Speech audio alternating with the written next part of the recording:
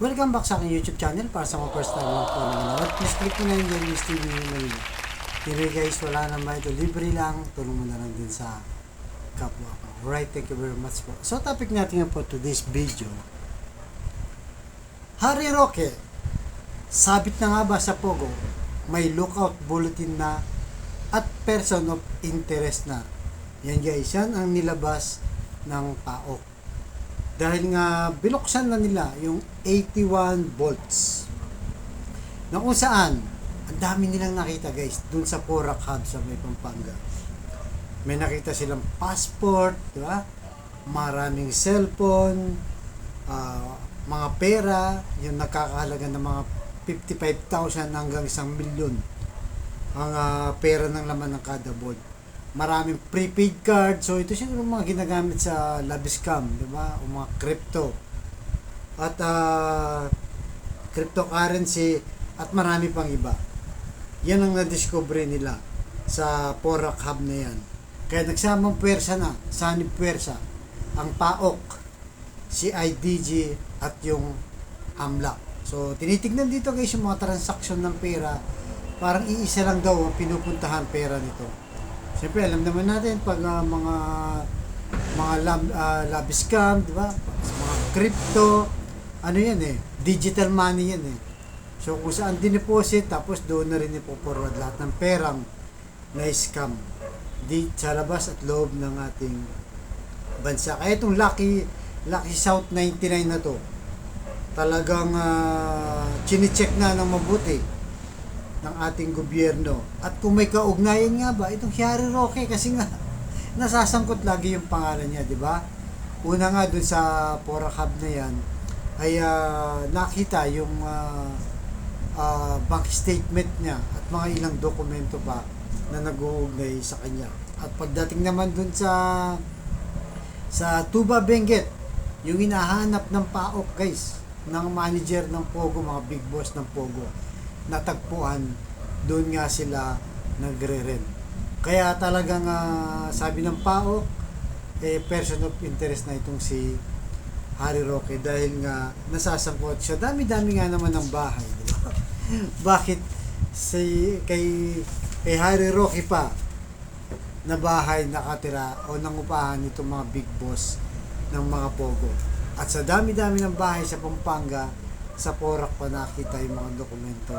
Sa Porac Hub, nakita yung dokumento ni Harry Roque. So marami pang ebidensya guys ang lalabas na inuugnay. Kaya ngayon nagkaroon ng lookout bulletin.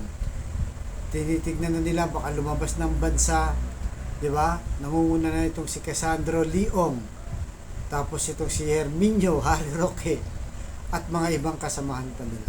Talagang hinahanap na guys, binamanmanan na ng ating gobyerno itong mga taong to, kasama nga itong si Harry Roque, di ba? So dito at malalaman din natin itong si Harry Roque, parang napakayaman guys, di ba? Napakayaman.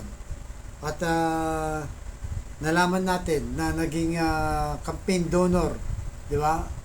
Itong si Harry Roque kay Sara Duterte noong 2022 election. Nagbigay siya guys 36 million pesos. Wow, di ba? Iba. Grabe, mayaman pala itong si Harry Roque. Kaya nga tinatanong sa kanya, yan ba yung mga kayamanan na yan ay nakuha niya sa pagiging professor niya sa UP o pagiging abogado niya? Di ba? Marami nagtatanong. At yan ay babangga ba sa kanyang SALN? Di ba? Kasi kung sa UP lang, may resibo yan guys, yung mga natatanggap na salary yan. Pero sa iba natin, hindi natin alam. Kaya yan ang bubusisihin pa sa kanya at dapat niyang patunayan. Hindi pa naman sa guilty guys. Kumbaga minaman-man pa lang siya at iimbestigahan na siya. Lalo na yung mga pera niya kung siya nanggaling. Kasi alam naman natin pag sinabi mong Pogo, di ba? Umuulan ng limpak-limpak na pera diyan guys. Kaya nga maraming nasuhulan ng mga gobyerno. Di ba? Ng mga opisyal ng gobyerno dahil sa Pogo ay talagang pagka tinapalan ka ng bultong pera, wala na. Kaya marami rin nasasangkot. Di ba? Kagaya nangyari kay Alice Go, di ba? Naging mayor pa siya. At ngayon, talagang nagtatago na dahil nagkabuko-buko na at nabisto na yung identity niya bilang isang Chinese Kaya yan guys, ang pinag-uusapan na ngayon sa social media at sa balita na itong si Harry Roque ay mukhang talaga may kaugnayan. Pero kailangan pa yung patunayan, pero habang tumatagal kasi parang nasasangkot yung pangalan niya. Nai-involve ng nai-involve.